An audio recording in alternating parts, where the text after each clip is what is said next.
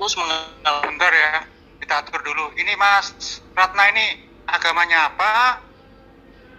Terus mau diskusi dalam bentuk apa? Nanti kita riset ini. Karena jangan nyelonong, kita belum kenal sama Ratna ini. Silakan dibuka mic-nya. Ketuhanan Yesus firman, terserah. Topi apa? Silakan kasih topi sama kita. Kita mau diskusi, sesi tanya jawab. Diskusi berarti adanya sesi tanya jawab. Begini Mas, begini. Jadi kita nggak asal bikin tema gitu. Tema itu disepakati oleh kedua pihak. Bank. Jadi jangan sampai nanti kedepannya kita dianggap nggak adil. Iya, Oke, jadi gini. Muara daripada ajaran Kristen itu adalah ajaran Paulus. Maka temanya cocoknya Paulus. Apakah Paulus itu nabi atau bukan? Itu aja. Nah, pertama, oke saya ketanggapi. Pertama, apakah Paulus nabi? Bagaimana, setuju apa tidak? Setuju. Oke, tanggapannya nanti aja. Kita akan ada diskusi. Soalnya di sini diskusi kita ada tema dan ada ini, Pak. Kita live. Tidak usah dikasih timur. Iya, nggak usah. Maksudnya nanti ada batas ini ya, atau setengah jam atau 40 menit gitu, Pak Zul. Oke. Udah live streaming? Udah live? Sudah. Terima kasih kepada Pak Zul ya. Tema kita kali ini One Villa semua dan live chat adalah Paulus apakah Rasul atau bukan. Silakan untuk diskusi berdua, waktu bebas, nanti kita akan kerucutkan nanti di sela-sela, nanti ada waktu untuk mengerucutkan topik. Silakan untuk Pak SNR dan Pak dan Bang Zuma, silakan untuk memulai diskusinya. Silakan. Baik, jadi pertanyaan saya sangat sederhana dan ini perlu diuraikan ya untuk membuktikan kebenaran Kristen itu sebagai ajaran yang berasal dari Sang Pencipta. Asal-usul daripada pengajaran Kristen itu kan dari Paulus yang mengajarkan Yesus itu adalah Tuhan, yang membatalkan hukum yang diajarkan oleh Yesus kepada murid-muridnya adalah Paulus, yang mengajarkan Yesus itu Tuhan adalah Paulus, yang mengajarkan surah-surah Paulus itu sebagai sebuah cerminan penjabaran daripada ajaran Yesus itu juga adalah Paulus. Maka pertanyaan saya, apakah Paulus itu nabi atau bukan? Silakan. Menarik sekali pertanyaan saudara. Nah, jadi saya akan menanggapi, apakah Paulus nabi atau bukan? Yang menjadi pertanyaannya adalah sejak kapan Paulus menjadi nabi? Ini akan menjadi pertanyaan besar. Tetapi alangkah lebih baiknya kalau kita, apa bedanya nabi dengan rasul? Nah, status Paulus adalah rasul. Status rasul berarti sederajat dengan yang disebut dengan nabi, sama-sama yang disebut dengan utusan. Nah, fokusnya di sini adalah bahwa rasul adalah ke-12 murid Isa Al-Masih. Nah, ini akan menjadi salah satu hal yang menjadi untuk kita renungkan. Tetapi kenapa Paulus menjadi rasul? Nah, ini tadi ini adalah kesinambungan di dalam pengalaman Paulus ketemu dengan Yesus sebagaimana Isa Al-Masih terangkat ke surga.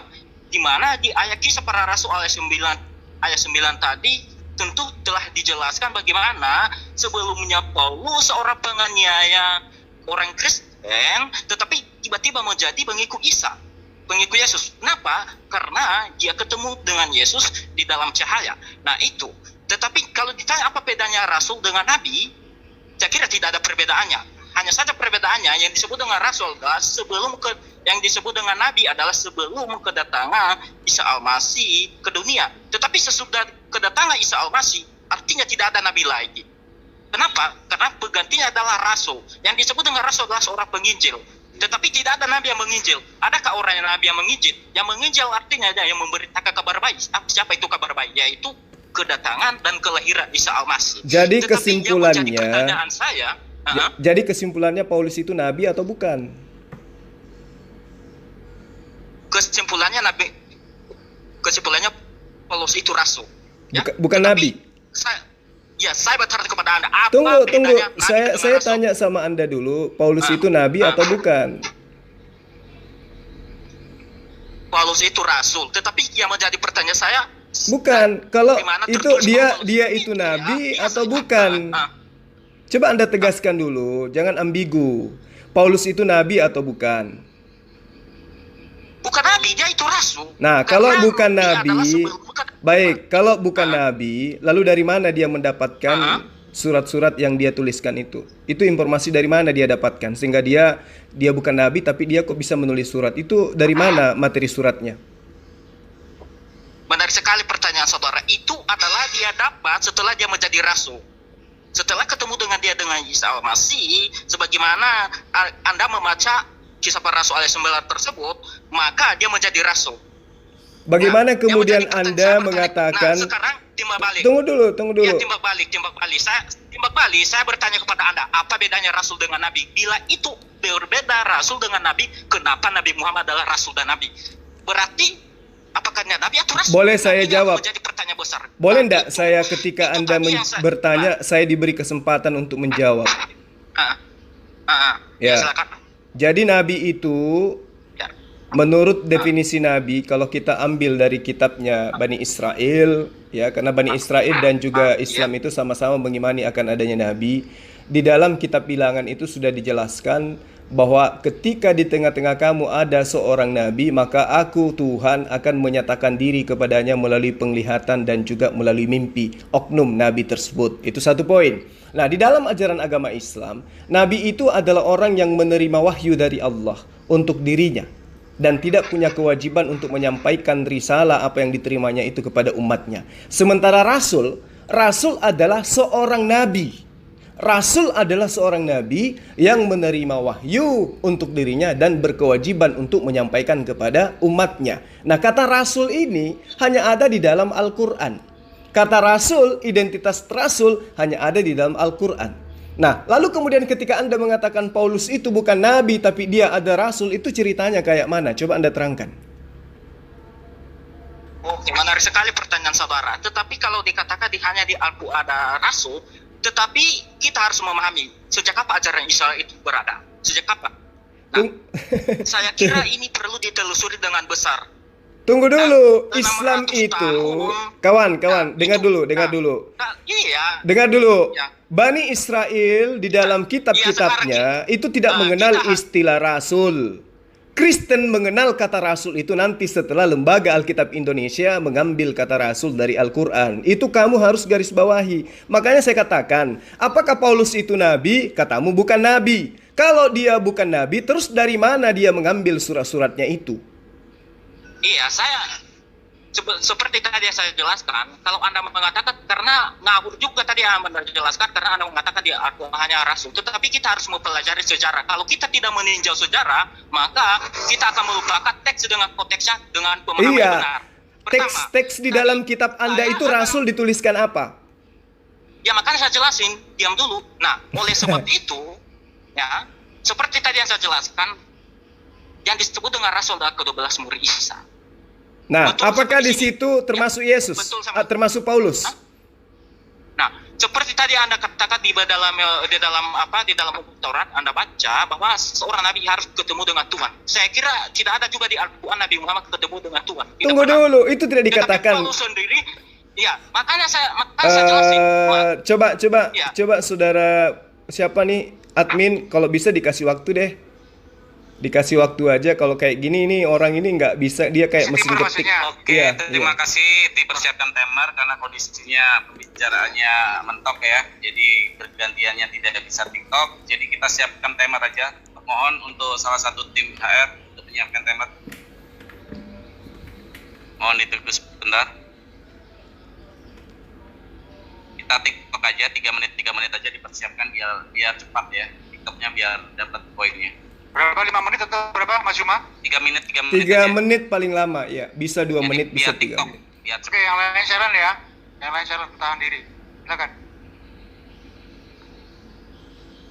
Oke, jadi Oke, silakan Akizuma dulu 3 menit silakan. Jadi saya mulai ya.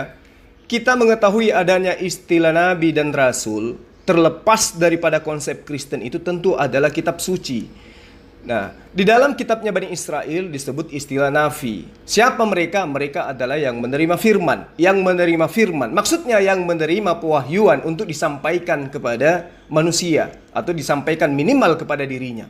Di dalam Bilangan 12 ayat 6, di situ dinyatakan dengan jelas, jika di tengah kamu ada seorang nabi, aku Tuhan akan menyatakan diriku kepadanya dalam penglihatan dan akan berbicara kepadanya melalui mimpi. Berarti yang mengalami mimpi, yang mengalami penglihatan adalah sang nabi yang diutus di tengah-tengah umat.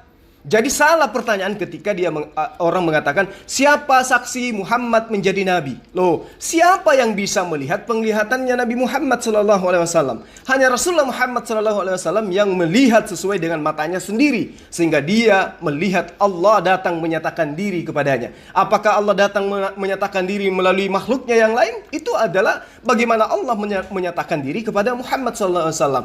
Nah, sekarang ketika Anda mengatakan Paulus bukan nabi, berarti siapa yang menyatakan diri kepada Paulus? Sehingga dia menyatakan bahwa apa yang dituangkan di dalam ajarannya itu adalah mutlak kebenaran. Membatalkan segala ajaran yang ada sebelum dia datang. Kalau Anda mengatakan dia bukan nabi tapi dia ada rasul, bagaimana ceritanya dia menjadi rasul? Sementara menjadi nabi aja tidak. Kalau saya mau menyederhanakan, rasul itu adalah sarjana. Nabi itu adalah SMA. Untuk menjadi seorang sarjana, dia harus melalui stasiun SMA dulu. Tidak mungkin ada orang bisa meraih sarjana tanpa melalui tangga SMA, sekolah menengah atas. Nah, bagaimana mungkin kemudian Paulus bukan nabi? Lalu kemudian surat-suratnya Anda akui sebagai satu pewahyuan. Kalau Paulus bukan nabi, lantas suratnya itu apa? Sementara Allah tidak pernah menyatakan diri kepadanya. Ayo, kalau Anda mengatakan tidak, Yesus pernah menyatakan diri kepadanya. Kata siapa? Kata Paulus. Kata Yesus ada enggak yang menyatakan bahwa dia akan menyatakan diri kepada Paulus? Sementara Yesus mengatakan dia akan datang kedua kalinya. Nanti, belum sekarang, nanti di akhir zaman. Tapi kalau dia sudah terangkat ke langit, lalu kemudian datang lagi ke Paulus, berarti kedatangan keduanya sudah datang kepada Paulus. Terus nanti di akhir zaman kedatangan keberapa kalinya? Ayo, sementara Yesus mengatakan, jika ada yang mengatakan ada Mesias di sana, ada Mesias di sini, jangan engkau percaya kepada dia. Ayo, itu jelas dikatakan oleh Yesus di dalam Markus 13. Nah, kalau Paulus itu bukan nabi, dari mana dia mendapatkan pengajaran? Silakan.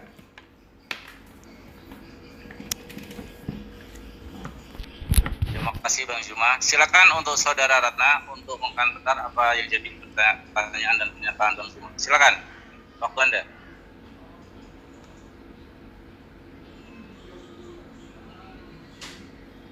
Silakan Bang. Mic-nya dibuka, mic-nya diizinkan dibuka itu.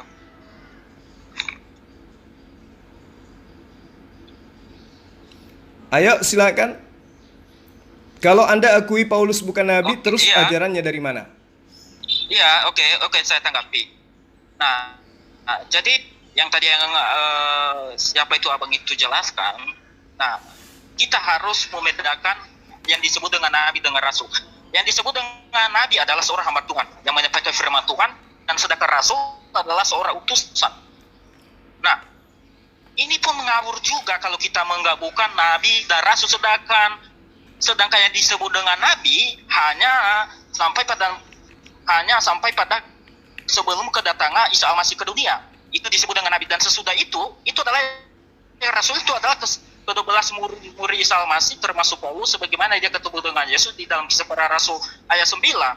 Nah, yang disebut dengan rasul adalah utusan. Utusan apa? Untuk menginjil, untuk memberitakan kabar baik. Nah, jadi saya juga tadi abang itu menjelaskan bahwa Nabi Muhammad ketemu dengan Allah. Tetapi tidak ada ayat satupun di dalam Al-Quran Nabi Muhammad memiliki pengalaman ketemu dengan Tuhan. Bila ada, silakan tunjukkan ayat berapa, pasal berapa, kapan, dan siapa saksinya.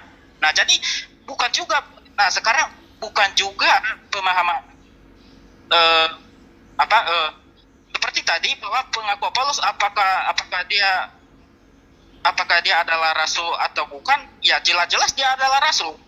Sebagaimana di dalam Kisah Para Rasul ayat 9, sebagai dia penganiayaan dan ketemu dengan Yesus. Nah, oleh sebab itu kita tidak dapat menyangkalnya gitu loh. Apa yang tidak dapat disangkal? Sesuai dengan ajarannya. Ya, ajarannya memang benar-benar dari Tuhan. Mengapa saya katakan dari Tuhan? Karena dia adalah ketika dia memiliki pengalaman ketemu dengan Isa Al-Masih, maka dia adalah rasul sebagaimana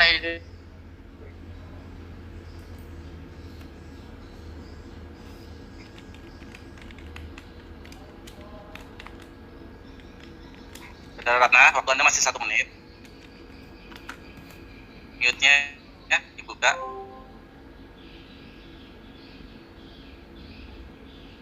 Hilang bang, hilang sinyal mungkin. Di pause. Waktu di pause dulu. Dia kayak Orang hilang, kayaknya hilang dia. sinyalnya Keluar. putus mungkin. Iya. Kita tunggu dulu.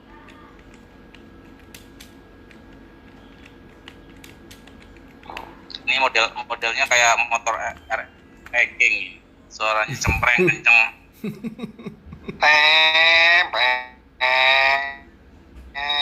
Padahal gua udah nungguin ini, udah mojok ya, ngopi ya. Ini Udah bikin ini, waduh di mana nih kejadian? Advent bukan ya? Kayaknya sih. Aduh, penonton kecewa ini. Aduh, bayar tiket mahal-mahal. Cuma beberapa menit. Ada kembalian duit nggak ini untuk tiketnya? Ini bukan sendiri ini. Nggak ada refund ini, nggak ada refund. Enggak, itu enggak aku mood itu, unmute itu. Udah bisa buka mute, silakan buka mute. Aduh, akhirnya aku bernapas. Bagaimana? Kenapa Siapa tadi? kau bernapas? Ibu Ratna atau siapa tadi itu ya? Namanya Ratna tapi cowok. Oh, cowok. Lagi Itu ini. nama pacarnya. Oh, nama Itu nama pacar dia. pacar. Keluar. Jangan-jangan dijewer sama di belakangnya itu. Ngapain kamu debat katanya gitu loh. Iya. Jadi Pokoknya Paulus itu bukan rasul, bukan nabi. ya sudah, kalau dia bukan nabi otomatis bukan rasul. Gimana ceritanya dia sarjana tapi dia tidak melalui bangku SMA? Ya, saya Iya. lanjutin dikit ya. Menunggu dia Pak datang. Romi, penjual Ada Pak Romi. bakso. Pak Romi mau mewakili. Silakan diterangkan Pak Romi sambil menunggu domba utama. Kita kasih. Aku sapa-sapa dong Silakan, Pak bentar. Romi. Oh, Aku silakan. sapa Pak Romi bentar deh. Silakan. Pak Romi, gimana kabarnya, sehat? Ya, kan? Oke, Pak Romi diskusi sama Bang Zuma deh. Mana tahu Pak Romi juga mendapatkan ilmu kan. Waduh, Kali ini ya kan Pak Romi. Sapa aku juga dong. Ya, Pak Rom. Oh iya, ada Pak Heri Pak Marten. nih. Sehat, udah kurus belum? Sehat, alhamdulillah. Saya sehat.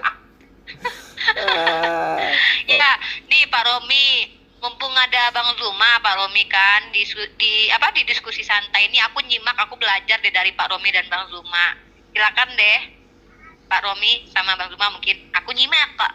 Oke ya, saya nyambungin dikit ya. Oke. Temannya ya. Awalnya bukan dikatakan rasul, tapi murid istimewa gitu ya. Lalu setelah perkembangan istilah, dikasih waktu ya, ada istilah. timer ya. Setelah ada istilah, maka kata murid itu diganti rasul. Ini penggantinya Tuh, nih. lalu Rasul Paulus Penggantinya. juga begitu. Penggantinya Dia motor murid, Yakrin. dia juga diakui sebagai murid, dia juga rasul. Itu hanya istilah aja. Kalau salah murid juga boleh. Tapi istilah nabi dalam Alkitab tentang Paulus nggak ada tertulis. Yang ada tertulis rasul atau murid. Murid istimewa ya gitu. Nah, kita aja penjelasannya begitu ya. Boleh minjamkan istilah Arab rasul. Kalau nggak boleh itu yang saya katakan pelit. Boleh dong minjam. Pak, kenapa kitab Anda tidak konsisten saja menggunakan kata apostolos? Kenapa harus menggunakan kata rasul?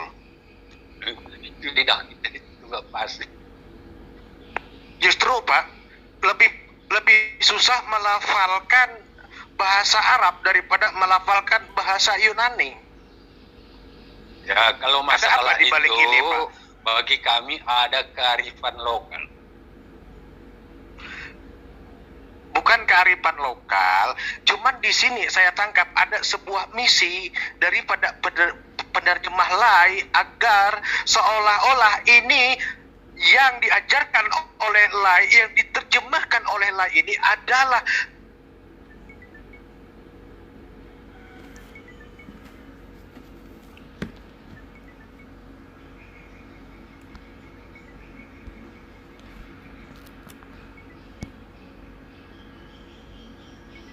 70.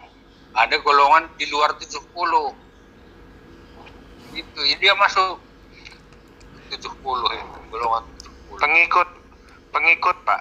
Kalau- Kalau murid cuma 12 Pak. Kalau Lukas itu termasuk yang ke-70 ya? Ya, Iya. Dalilnya ada tidak? Markus itu juga ya.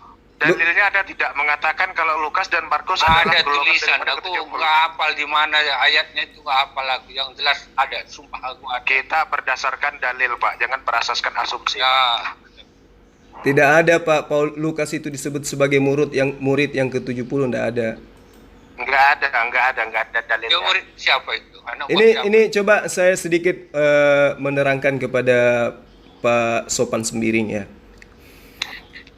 Di dalam Lukas 1 ayat 1 sampai ayat 4 itu Pak, itu sangat jelas Lukas di situ menuliskan berdasarkan hasil penyelidikan dari berita-berita yang disampaikan oleh saksi-saksi.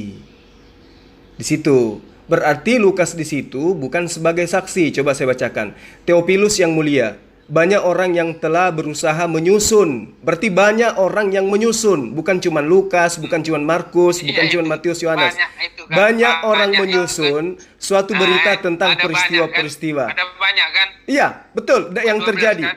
Tapi dengarkan dulu Pak. Seperti yang disampaikan kepada kita oleh mereka yang semula menjadi saksi. Berarti Lukas ini orang ketiga dari Yesus. Yesus menyampaikan kepada saksi, saksi menyampaikan kepada Lukas. Nah, sekarang pertanyaannya, saksi ini siapa yang dimaksud di situ?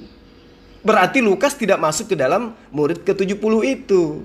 Karena dia hanya menuliskan berdasarkan atas kesaksian yang disampaikan oleh saksi-saksi. Bukan dia yang menyaksikan gitu loh. Nah, kalau bukan dia yang menyaksikan, kemudian di dalam Yohanes 14, nyata di situ Thomas bercakap-cakap dengan Yesus, Filipus bercakap-cakap dengan Yesus. Kenapa kemudian tulisan Lukas yang hanya menuliskan berdasarkan hasil penyelidikan? Kenapa karya tulis Filipus, karya tulis Thomas, karya tulis Barnabas tidak dijadikan sebagai acuan pengajaran terhadap apa sih yang Yesus ajarkan kepada Bani Israel? Kenapa, Pak? Kenapa harus Lukas? Karena itu kan udah tahu kan, itu nggak usah kita bicarakan di sini ya. Oh, ya udahlah kalau gitu. Pernah nggak usah. Tapi di antara kedua belas muridnya itu juga tidak semuanya menulis. Hanya beberapa yang menulis. Iya, Itulah. Pak. Iya, betul. Di dalam Makanya bahwa- di dalam kisah para rasul 4 ayat 13 di situ dikatakan Petrus dan Yohanes itu tidak berpendidikan, bahkan disebut bodoh. Jadi tidak mungkin dia menulis karena dia tidak berpendidikan. Berdasarkan informasi dari Lukas, lagi-lagi Lukas yang menuliskan kisah para rasul 4 ayat 13, bahwa Petrus dan Yohanes itu dipahami orang-orang ini adalah orang yang tidak berpendidikan dan bodoh. Tapi kenapa kemudian muncul kitab Petrus dan muncul kitab Yohanes, Pak? Itu ceritanya kan selama beberapa tahunnya dia belajar. Oh. Jadi dia belajar, tidak menerima wahyu dari Yesus. Menerima. Terus kalau dia menerima, kenapa harus belajar? Lalu satu sisi lagi Ya udah tinggalkan lagi yang itu. orang. Oke. Yang lain lagi, dia silakan, Bang. menyuruh orang atas namanya juga ada. Ya seperti itu. Ya udah yang lain lanjut Tapi deh Anda harus- dengan Pak Sopan, silakan. Saya nggak sampai hati. Saya dong. Silahkan saja lah. Pak, Aku dong. langsung kan Sampai ini hati. diskusinya itu kan kayak kalau tadi kan elektrik, ini kayak motor grand ini kan pelan. Dan Aku dong. Ya, kan, saya kayaknya saya Pak. nggak cocok Jadi, dengan Bang Sopan. Kenapa? Bang Sopan itu lembut, saya orangnya tegas kayak mesin ketik peninggalan Belanda. Saya cocoknya dengan Nyonya Ratna yang tadi yang kabur itu. Tidak begitu. Saya tidak akan memenuhi selera Bapak kalau Bapak menyalahi Alkitab itu aja. Saya Itu aja tetap saya Pak. tantang. silakan Saya dari berselera, Pak. Silakan dari Saya Pak. berselera. Apalagi Zulkifli ini kan plesetan terus. Oh iya. Mana-mana plesetkan itu. Ya udahlah, mohon Hampir maaf kalau semuanya saya diplesetkan plesetin. itu. Tidak, Om, sama aku aja Om. Yang pasti saya menunjukkan dalil-dalil ya. Jangan. Mas Juma makan bakso dulu, oke? Dalaman, sayang istri aja ributin ya.